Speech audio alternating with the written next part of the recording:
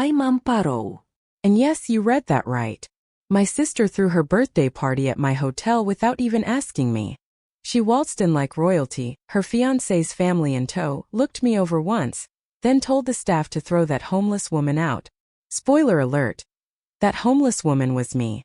And believe it or not, that wasn't even the low point. The worst part? My whole family knew about it.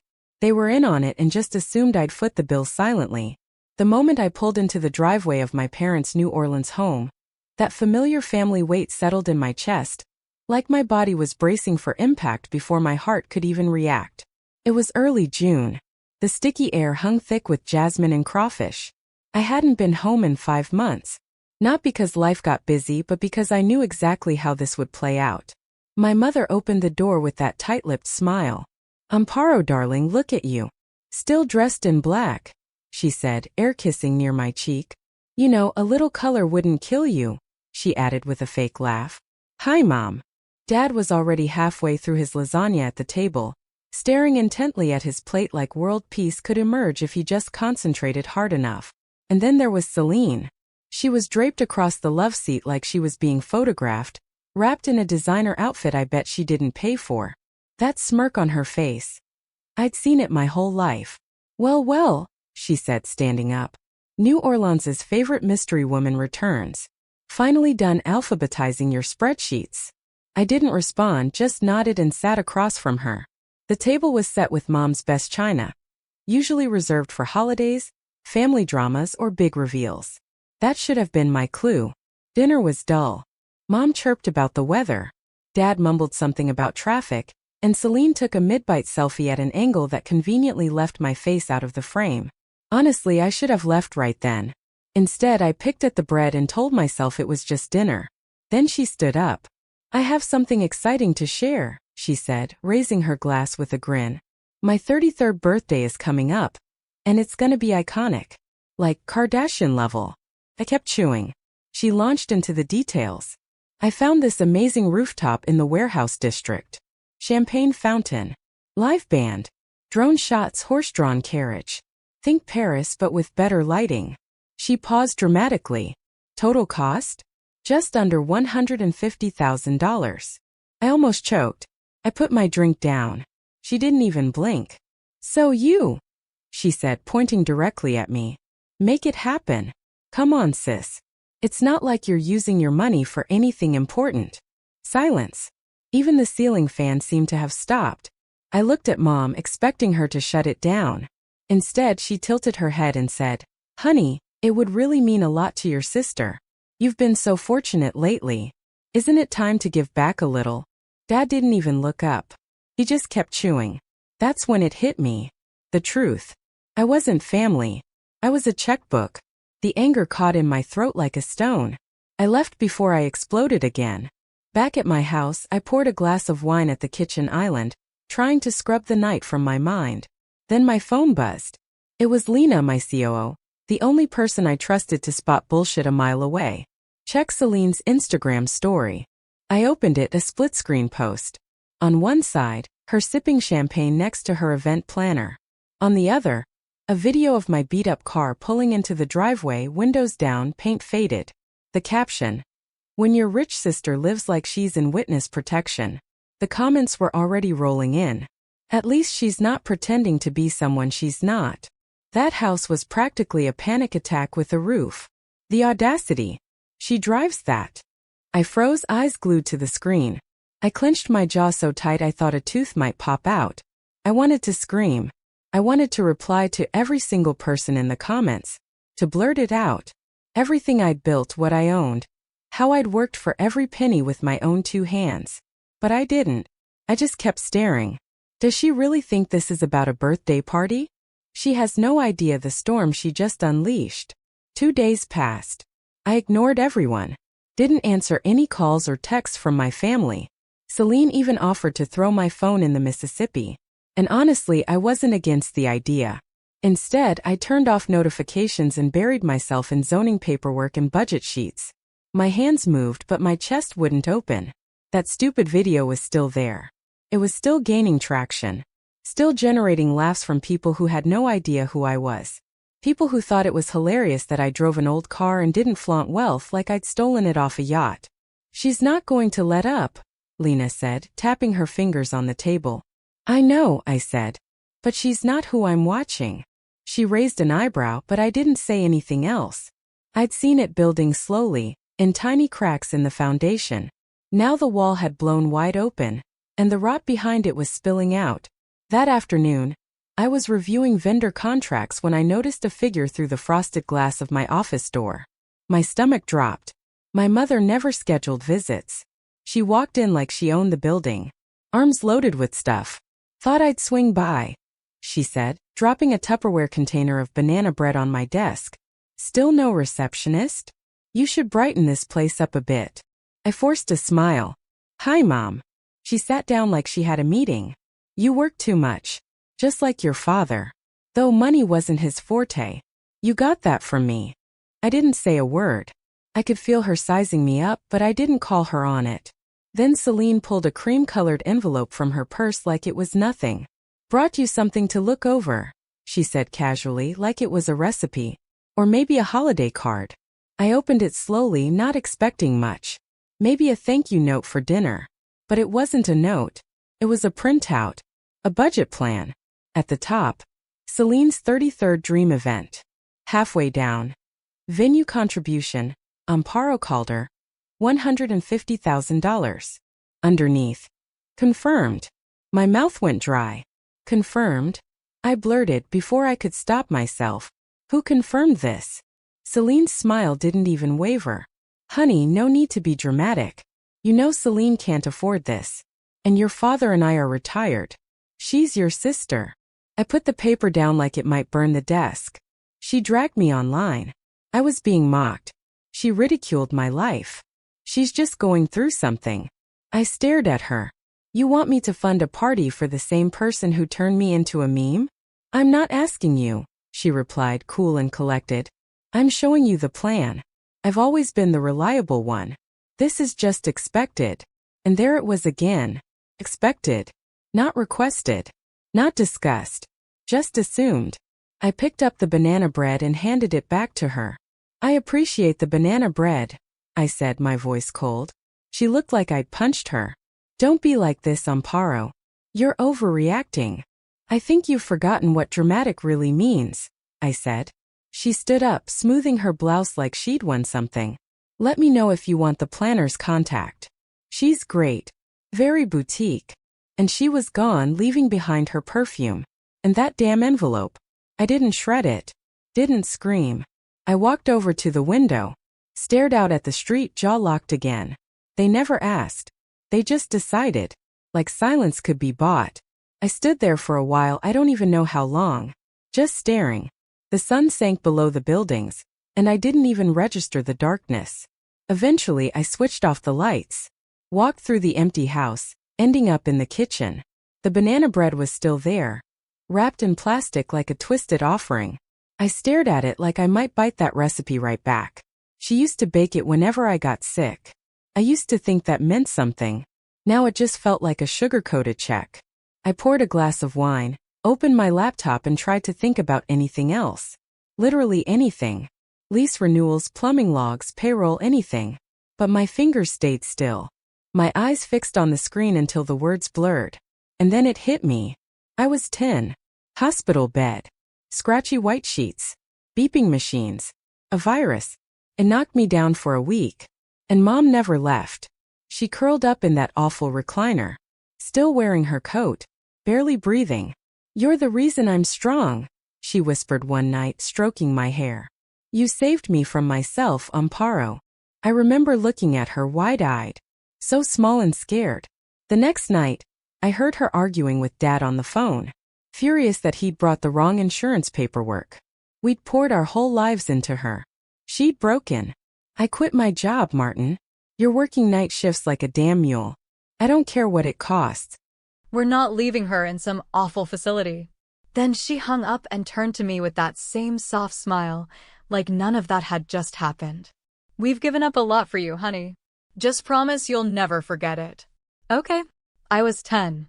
I nodded. Back then, I thought it was loyalty. Love. I didn't know it was a contract in disguise. Back in my quiet kitchen, I sat alone, chest tight. Microwaved dinner, unopened mail, and a silence so loud it hummed.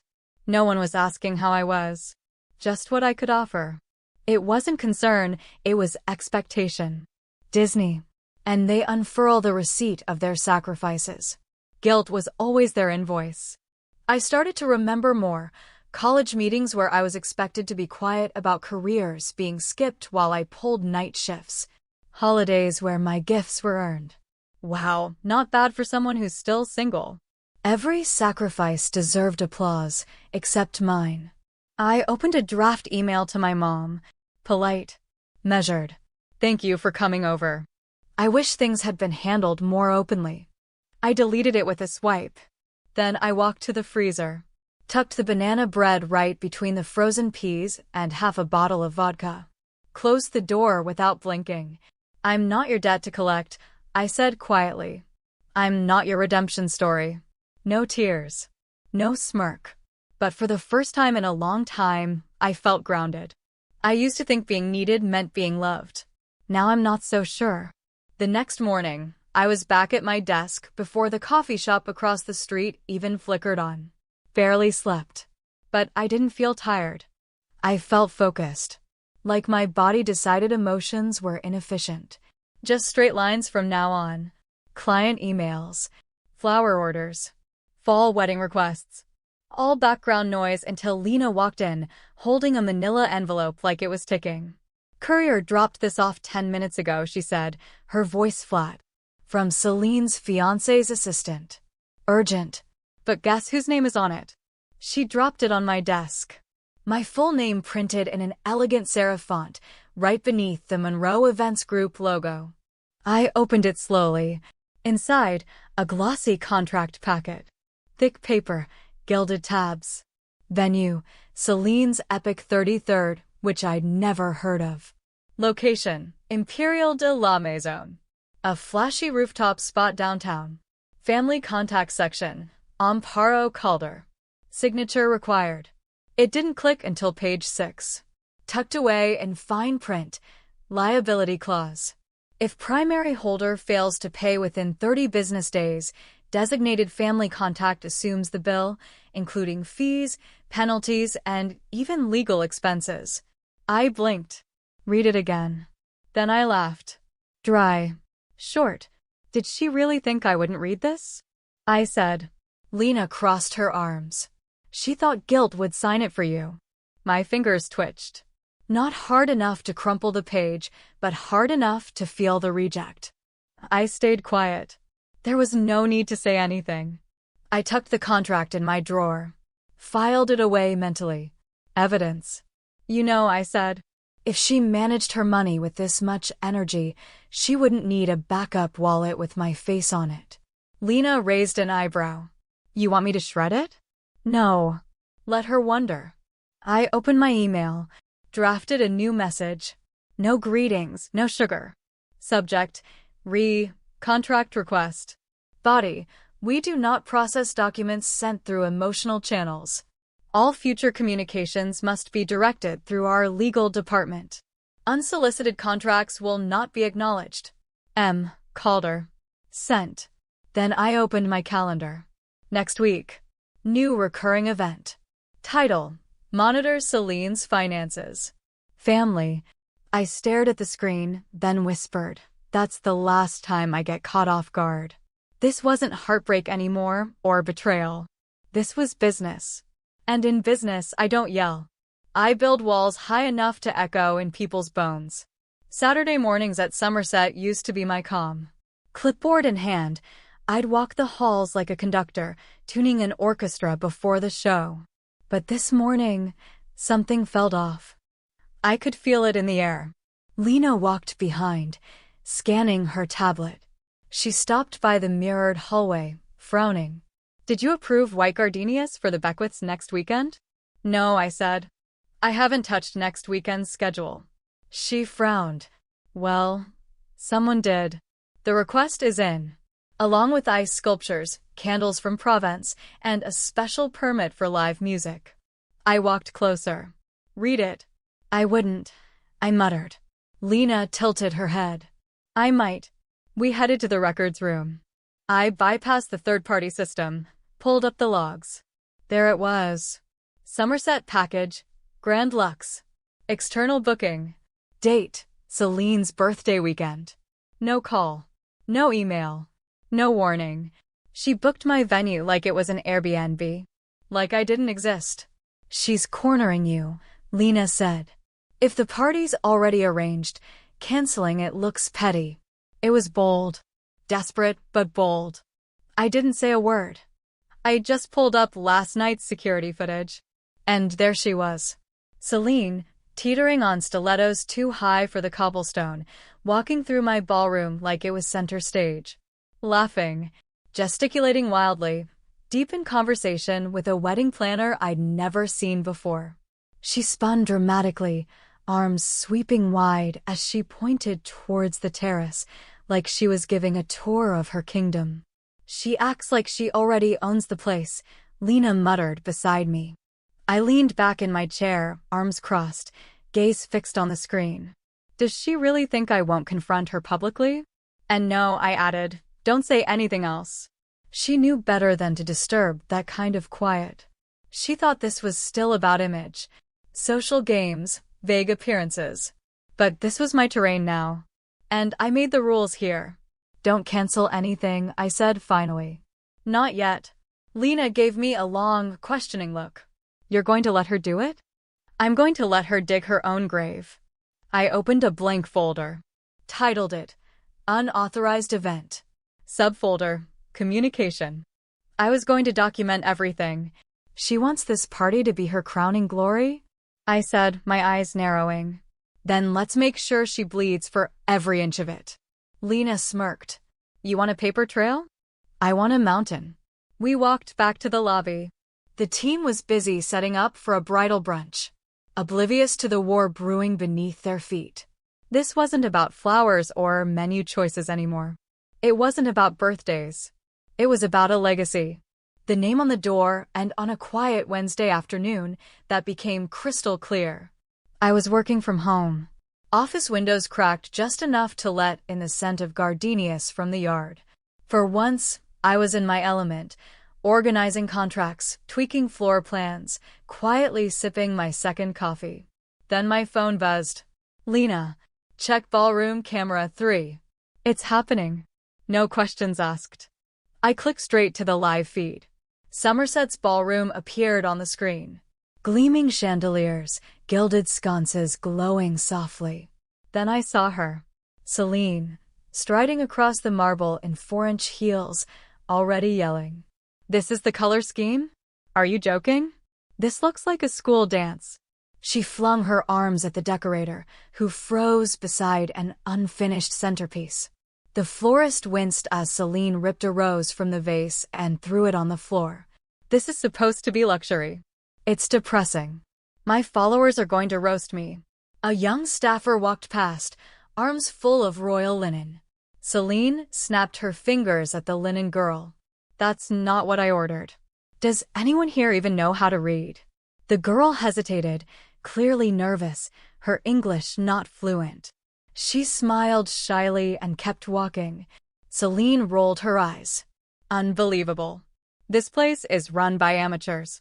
And then she grabbed a clipboard, flipped through it, slammed it against the table so hard it skidded and clattered to the floor. I didn't react. Didn't even blink. Just watched.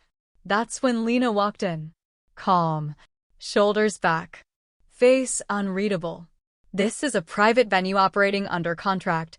Her voice cut through the noise. Our staff deserves to be treated with respect. Celine turned slowly, her eyes scanning Lena like she was roadkill. Oh, don't even. Do you even know who I am? Lena didn't flinch. Do you? For a moment, everything stopped.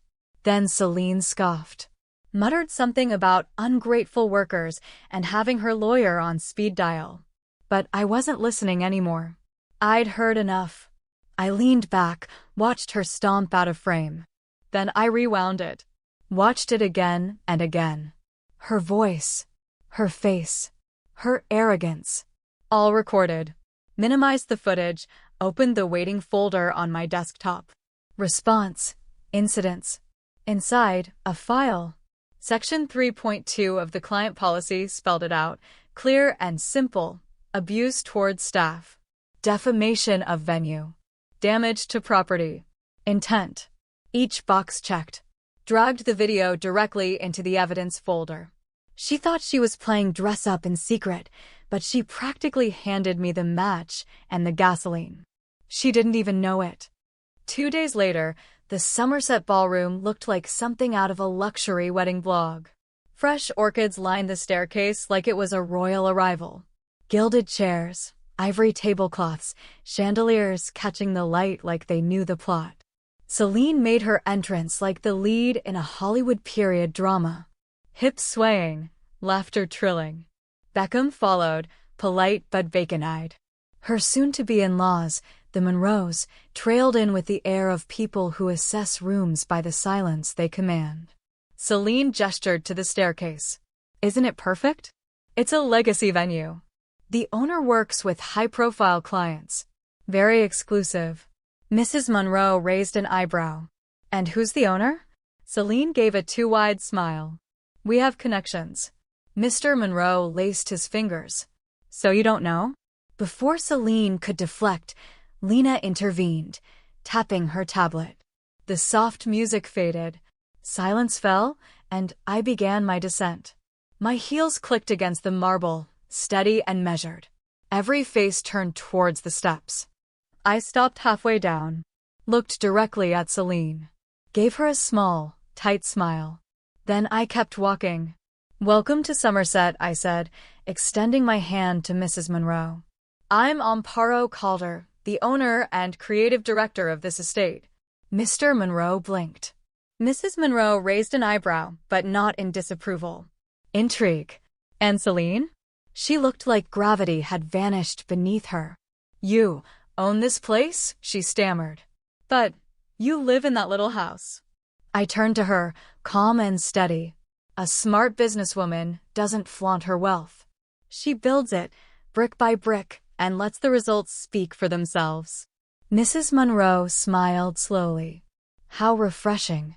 I was beginning to think no one under 60 believed in discretion anymore. Mr. Monroe nodded. Impressive, Amparo Calder. Very impressive. Beckham's expression shifted. No more confusion, no pity. Just understanding. Celine stood frozen, lips parted, scrambling for a sentence. Nothing came. I didn't smile, didn't gloat. Just addressed Lena. Please escort Mr. and Mrs. Monroe and Rosa to the East Terrace, I said. I'll join them shortly.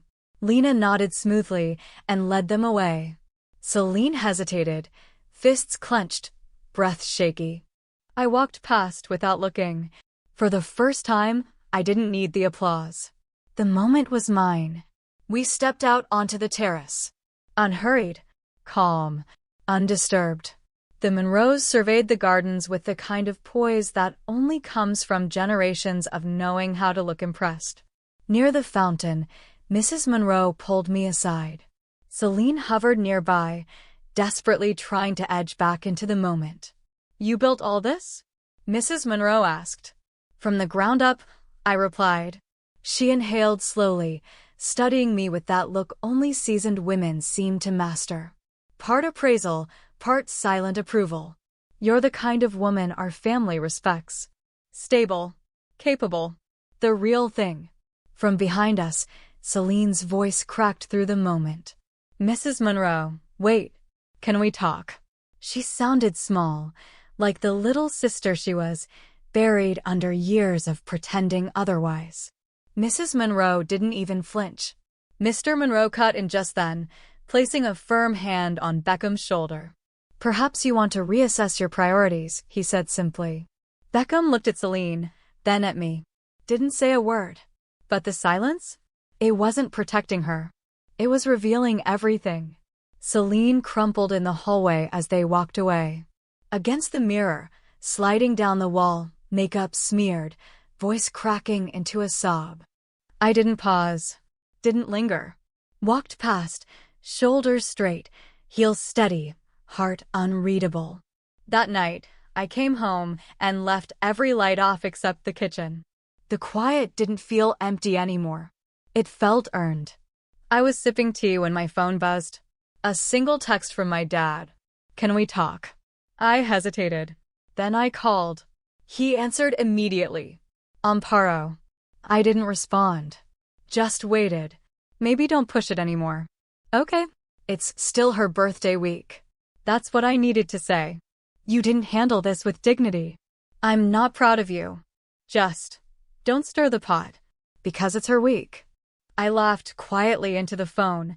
I stood there, I said, in front of everyone. And no one saw me. He exhaled. Isn't that right? It's exactly right, I said. It always has been. He tried again.